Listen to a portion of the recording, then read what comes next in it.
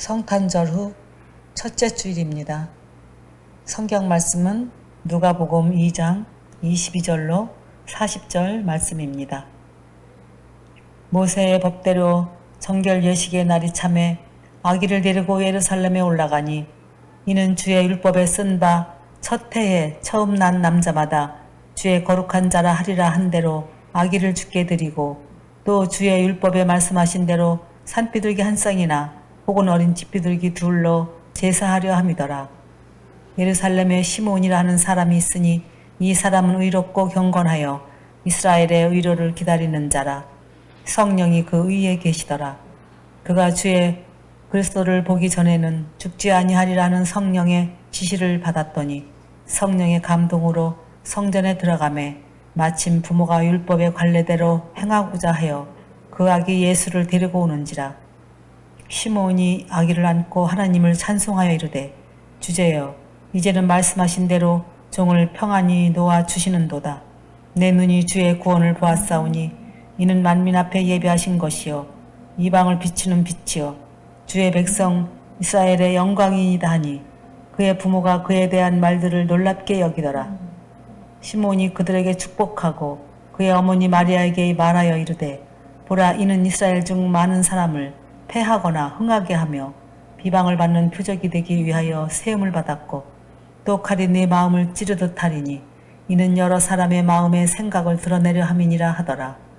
또 아셀지파 바누엘의 딸 안나라 하는 선지자가 있어 나이가 매우 많았더라.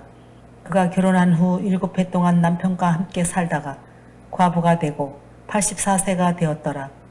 이 사람이 성전을 떠나지 아니하고 주야로 금식하며 기도함으로 섬기더니 마침 이때에 나와서 하나님께 감사하고 예루살렘의 성량을 바라는 모든 사람에게 그에 대하여 말하니라.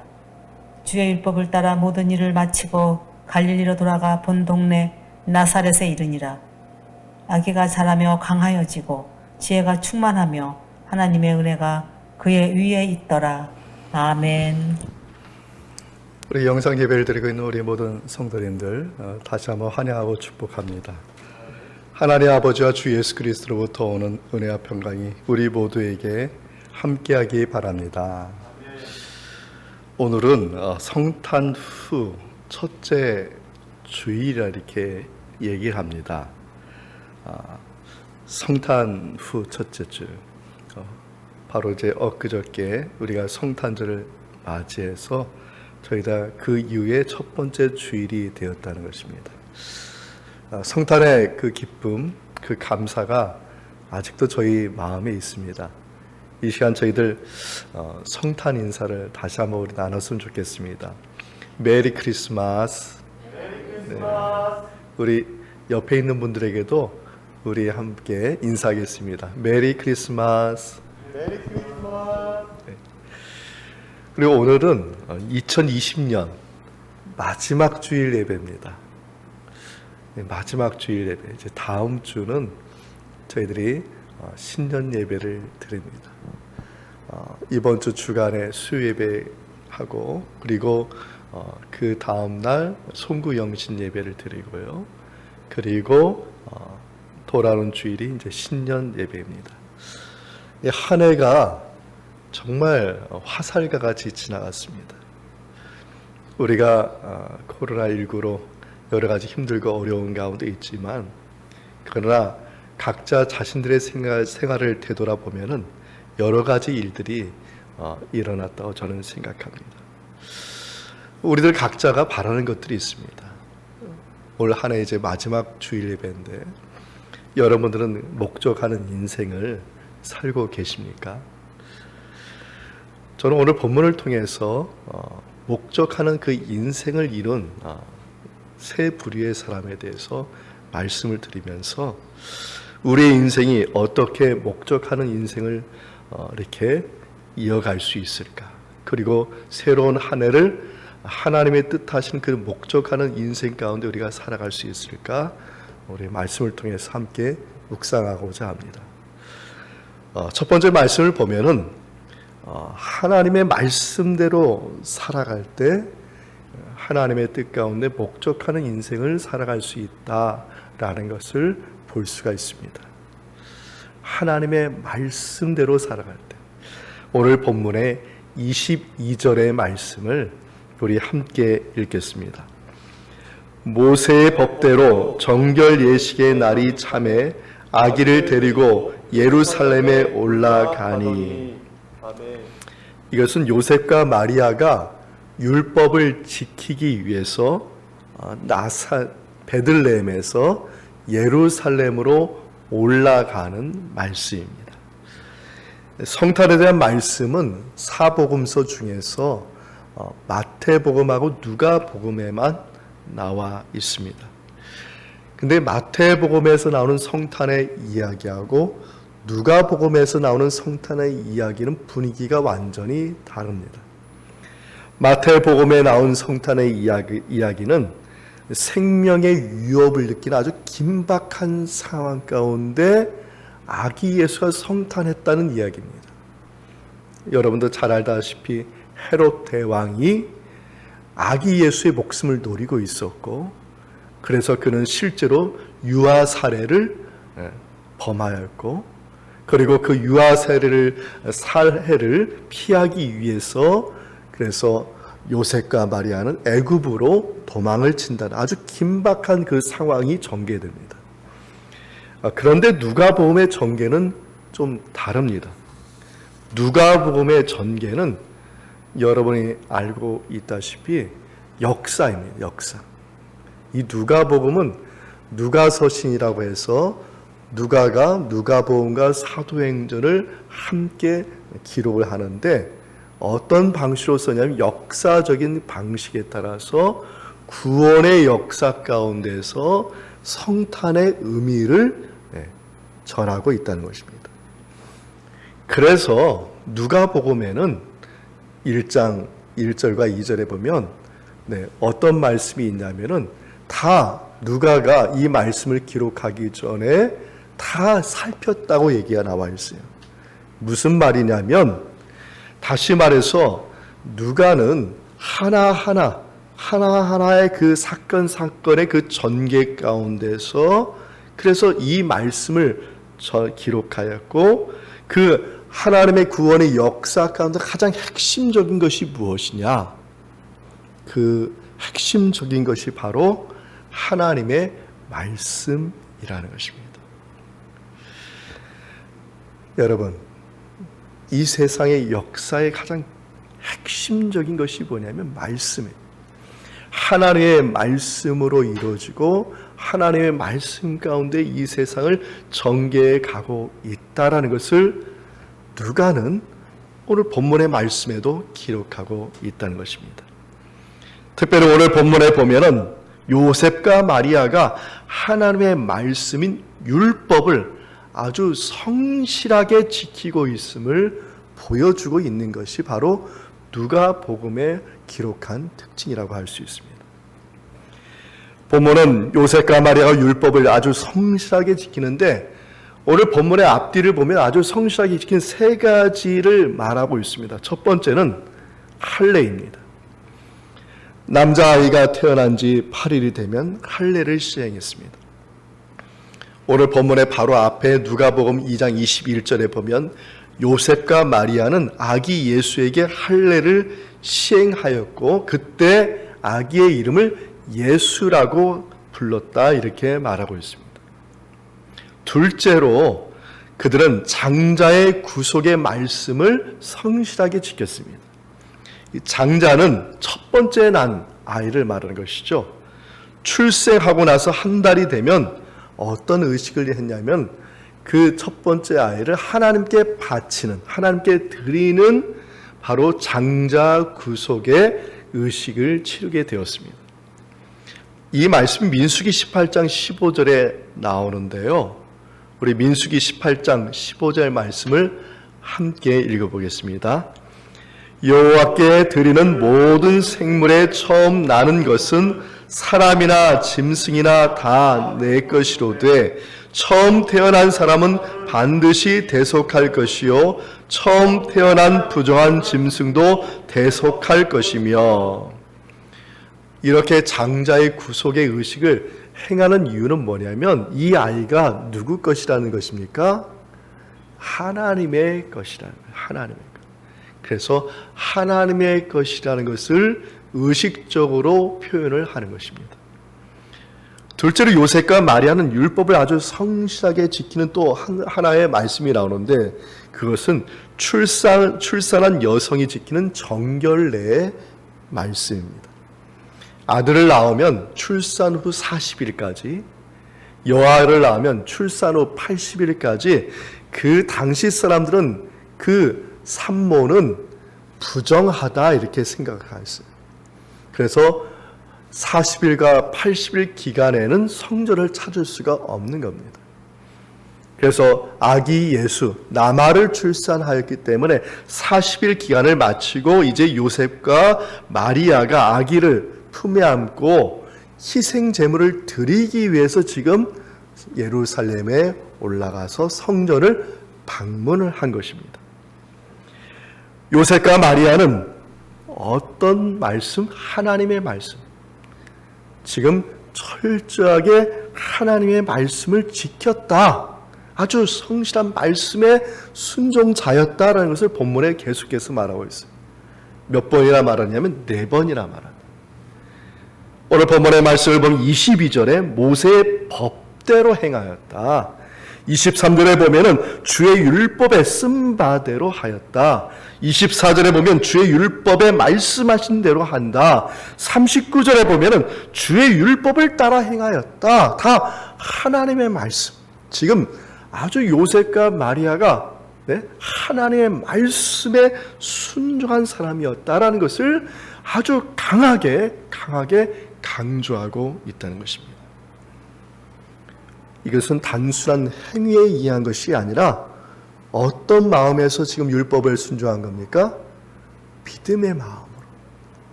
믿음의 마음으로 그 말씀에 순종하였다는 것이죠. 여러분, 믿음 생활에 있어서 말씀이 없다는 것은 마치 나그네와 같은데 그 나그네가 어떤 나그네느냐? 나침판이 없는 나그네와 같다. 나침판을 들어야 남쪽이 어디고 북쪽이 어디고 동서가 어디인지를 분별하여 자기가 목적하는 곳에 갈 수가 있는데 말씀이 없는 신앙생활은 바로 이와 같다라는 것입니다. 지금의 시대를 어떤 시대라고 얘기합니까? 우주시대라고 얘기합니다. 우주시대에서 가장 중요한 것이 무엇인지 아세요? 방향이에요. 정확한 방향이 결정돼야 돼요. 어느 별에 가고자 한다면 그 방향을 향해서 정확한 방향이 결정되는데 0.00001의 오차만 있어도 그 별을 지켜나가야 돼요. 우주시대에 있어서는 0.0001의 오차도 허용되지 않아요. 우린 지금 그 시대를 살고 있습니다. 만약 그런 오차가 있다면 목적지에 도달할 수가 없는 거예요. 하나님의 구속의 역사에, 시간의 이 역사 가운데서 여러분의 나침판이 무엇입니까? 여러분의 목적을 분명하게 그것을 가리키고 여러분을 분명한 그 인생의 목적지에 도달하게 해주는 것이 무엇입니까? 그것이 바로 하나님의 말씀이라는 것입니다. 사랑하는 성도 여러분, 올 한 해 하나님의 말씀을 붙잡고 지금까지 살아왔다면 여러분 잘 하신 것입니다. 시편 119편 105절에 이르기를 주의 말씀은 내 발의 등이요 내 길의 빛이니이다라고 분명하게 말하고 있습니다. 인간도 한치 앞을 모르기 때문에 그 한치 앞을 밝게 비춰주고 나로 하여금 인생의 목적하는 곳에 도달하게 해주신 것이 뭐냐? 하나님의 말씀이고 그 말씀을 믿고 순종하는 자가 인생 하나님의 뜻하시는 목적에 도달하게 된다는 것입니다. 새로운 한 해에도 하나님의 말씀을 붙잡고 살아가시기를 축원합니다. 하나님의 뜻을 따라서 하나님이 이루시는 은총이 우리 모든 성도님들에게 은혜 위에 은혜 충만하도록 역사하기를 주님의 이름으로 다시 한번 축원드립니다. 아멘. 두 번째로 보면은 성령의 인도를 받으며 살아갈 때 목적지에 이르게 되는 것을 오늘 본문에서 발견할 수 있습니다. 오늘 본문의 25절인데요. 우리 말씀을 함께 읽겠습니다. 예루살렘에 시므온이라 하는 사람이 있으니 이 사람은 의롭고 경건하여 이스라엘의 위로를 기다리는 자라. 성령이 그 위에 계시더라. 아멘. 요셉과 마리아는 율법의 말씀을 지키기 위해서 예루살렘 성전에 왔습니다. 그곳에서 그들은 누구를 만나냐면 성령이 충만한, 성령이 그 위에 있는 사람. 본문 말씀은 참 신비로운 말씀을 하고 있어요. 성령이 그 위에 있는 사람, 성령이 충만한 그 시므온을 만나게 됐어요. 이 시므온은 어떤 사람이냐면 더 특별한 것은 성령의 명령을 받은 사람. 성령의 명령. 그 명령이 뭐냐면 26절의 말씀에 나와 있습니다. 성령께서 뭐라고 명령하셨냐면 그리스도를 보기 전에는 죽지 아니하리라. 아주 이 시므온이 나이가 많으신 분 같아. 근데 그리스도를 보기 전까지는 절대로 죽지 않을 것이다.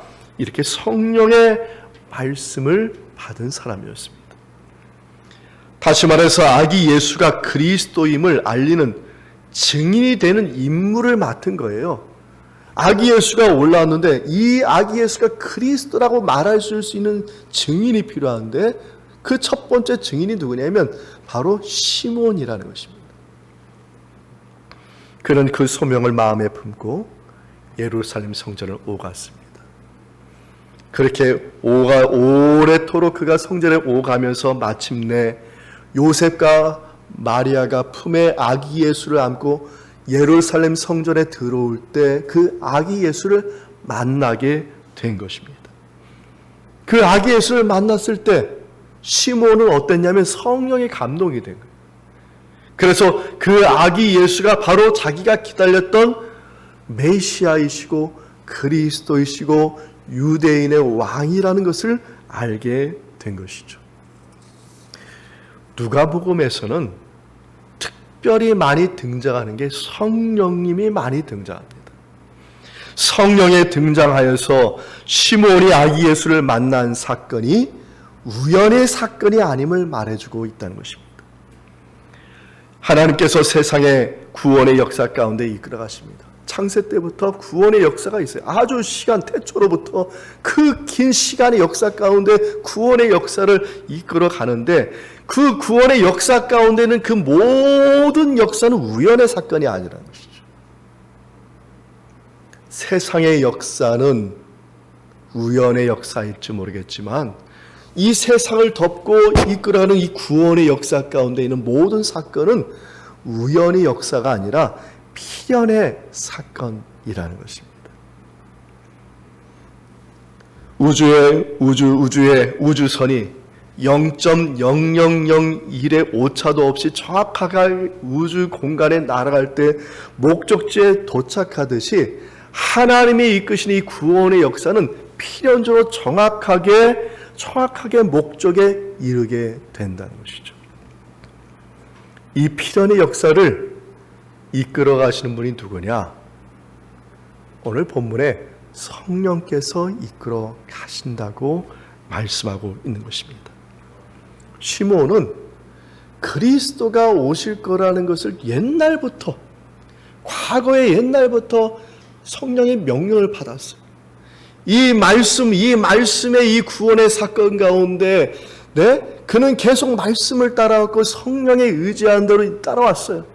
그리고 마침내 아기 예수를 품에 안은 요셉과 마리아를 만나는 이 사건, 이 매칭하는 이 사건이 정확하게 이루어졌다는 것이죠. 이 시간의 공간 속에서 이렇게 매칭될 수 있는 것은 우연이 아니라 필연적이라. 그 필연의 사건을 누가 만들었냐면 성령님께서 만들어 가셨다는 것입니다.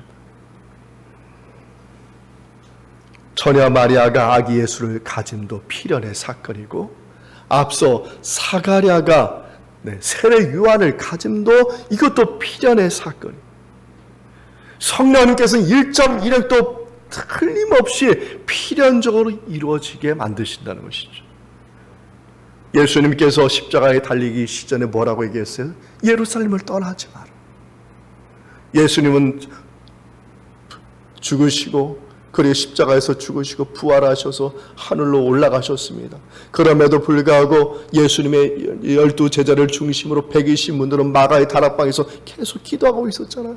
그 기도의 사건과 예수님의 그 말씀이 만나는 그 매칭의 그 필연적인 사건이 누구를 통해서 이루어졌어요? 성령을 통해서 이루어진 것입니다. 성령의 명령과 성령의 사건이 매칭될 때 성령 충만을 받은 시므온이 하나님께 찬양을 부른 것이 바로 오늘 본문의 29절에서 31절의 말씀이에요. 우리 29절에서 31절의 말씀 우리 함께 읽어보겠습니다. 주제여, 이제는 말씀하신 대로 종을 평안히 놓아 주시는도다. 내 눈이 주의 구원을 보았사오니 이는 만민 앞에 예비하신 것이요 이방을 비추는 빛이요 주의 백성 이스라엘의 영광이니이다. 아멘. 이 시몬의 찬양을 두고 눈크 디미티스다 이렇게 말합니다. 이 눈크 디미티스는 주님을 보기 전엔 절대로 죽지 아니하리라는 그 성령과 믿음이 매칭된 그 신앙 가운데서 찬양으로 하나님께 승화한 정말 시몬의 마지막 찬송이었습니다. 이러한 면에서 믿음이라는 것은 성령과 깊은 관계가 있다는 것이죠. 누가복음의 연장선상이라 할 수 있는 사도행전에도 계속 성령의 역사와 믿음의 역사가 같이 병행해서 가고 있습니다. 12사도가 7집사를 뽑을 때, 그 7명의 사람을 뽑을 때 그들의 기준이 한 것이 무엇인지 아시죠? 성도들이 표를 모아가지고 그 사람들 7명을 뽑았는데 그 7명을 뽑은 기준이 뭐냐면 믿음과 성령이 충만한 사람이었다. 이렇게 기록하고 있습니다. 믿음과 성령이 충만한 사람은 어떤 사람일까요?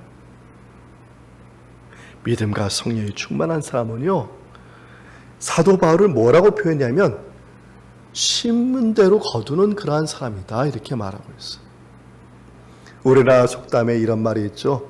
콩 심은 데 콩 나고 팥 심은 데 팥 난다는 말이 있습니다. 믿음도 이와 같이 신앙인도 믿음으로 성령의 뜻을 따라서 심는 사람이 바로 믿음과 성령으로 사는 사람이라 이렇게 말을 하는 것입니다. 갈라디아서 6장 8절의 말씀인데요. 제가 쉬운 성경으로 좀 글씨를 썼습니다. 우리 갈라디아서 6장 8절 말씀 우리 함께 읽겠습니다. 자기 육체의 욕망대로 심는 사람은 육체로부터 썩을 것을 거둘 것이며 성령의 뜻을 따라 심는 사람은 성령으로부터 영원한 생명을 거둘 것입니다. 아멘. 사랑하는 성도 여러분, 올 한 해 성령의 뜻을 따라 심는 사람으로 사셨다면 잘하신 것입니다. 하나님께서 성령의 열매를 거두게 하여 주실 줄 믿습니다. 그리고 내년도에도 성령의 뜻을 따라서 심는 사람이 되시기를 소망드립니다. 그러면 성령님께서 반드시 열매를 거두게 하여 주실 줄 믿습니다.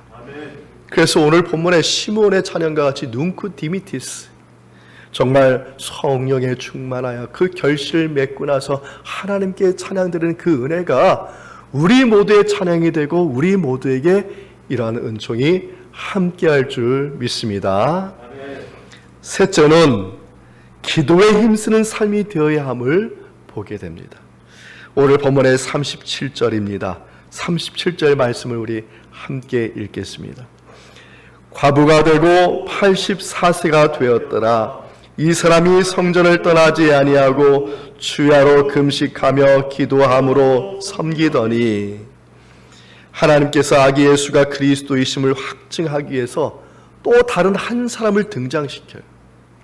다시 말해서 지금 아기 예수가 분명한 그리스도이시다라는 것을 이것을 확증시키기 위해서 또 다른 한 사람 증인을 내세우게 되는데 그 사람이 누구냐면 바로 여선지자 안나라는 사람입니다.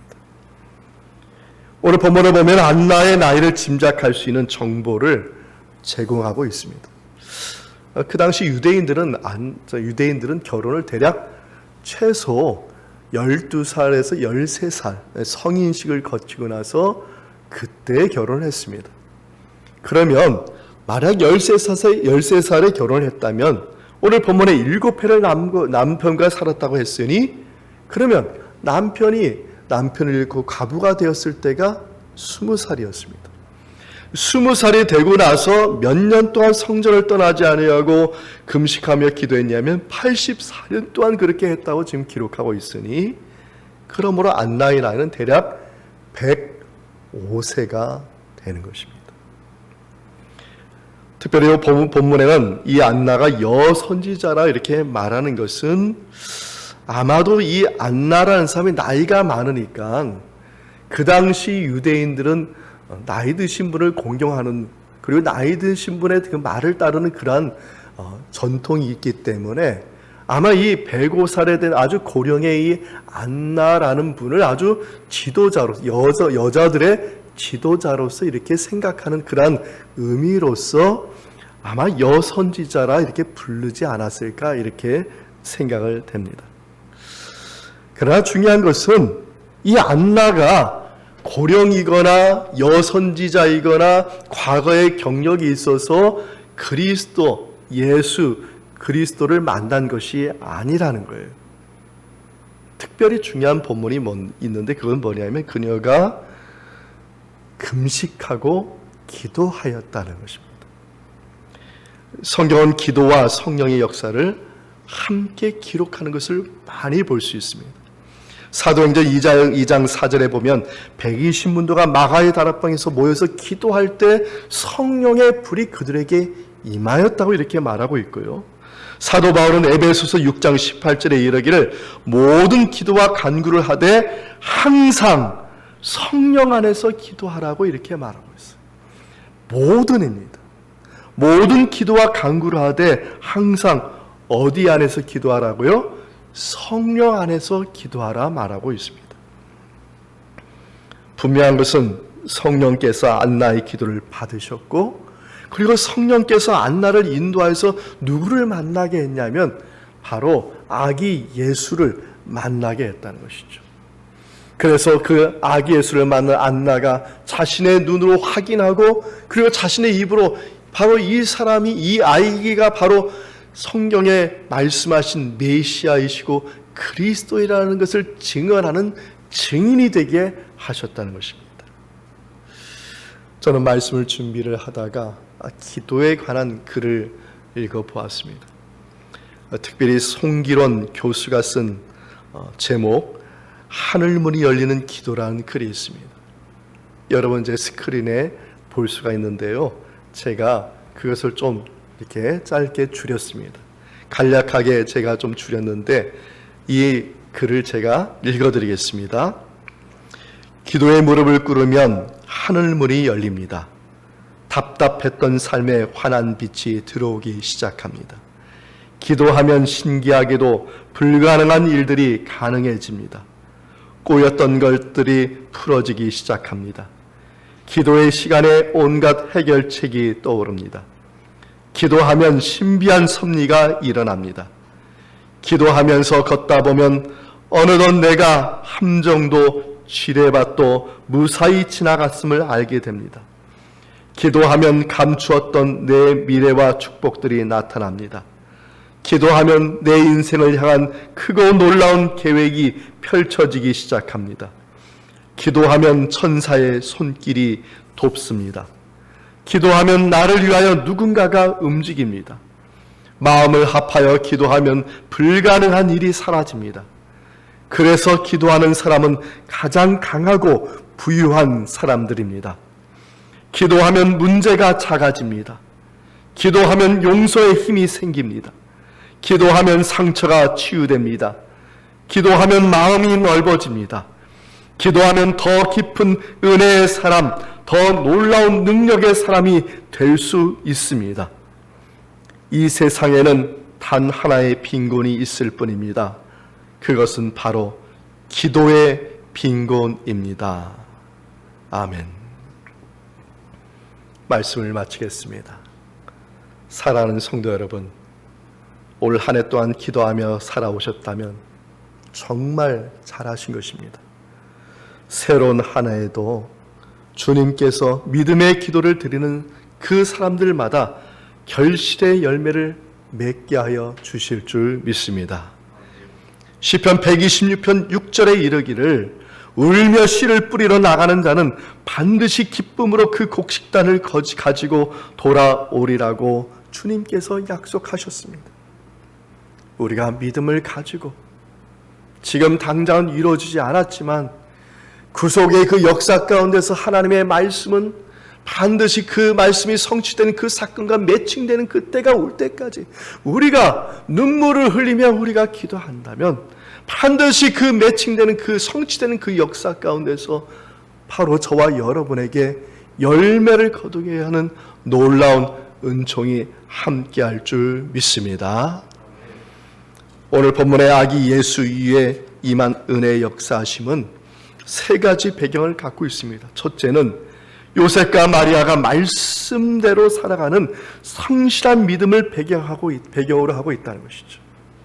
말씀대로 살아갔다면, 내년에도 말씀대로 살아간다면 바로 그 하나님의 은혜가 저와 여러분에게 늘 언제나 항상 임하게 된다는 사실입니다. 둘째는 시므온이 성령의 인도하심으로 살아가는 믿음의 배경을 말하고 있습니다. 하나님께서 과거에 말씀하신 것은 반드시 그 성취되는 그 사건과 매칭되어 있다는 것을 믿고 끝까지 그 말씀에 의지해서 성령의 인도함 받는 삶을 살아가는 새해가 되기를 축원드립니다.